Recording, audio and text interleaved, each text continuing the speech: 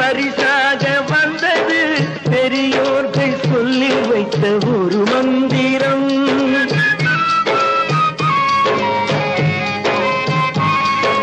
படிக்காத ஏழைக்கும் பரிசாக வந்தது பெரியோர்கள் சொல்லி வைத்த ஒரு மந்திரம்.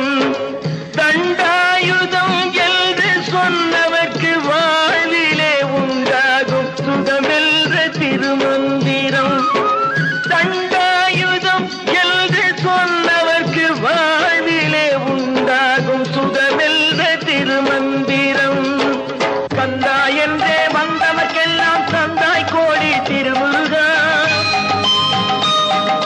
சிந்தாமணியே செவ்வே உன்னை கண்டது போதும் வடிவழகா. கந்தா என்றே வந்தவர்க்கெல்லாம் தந்தாய் கோடி திருமுருகா.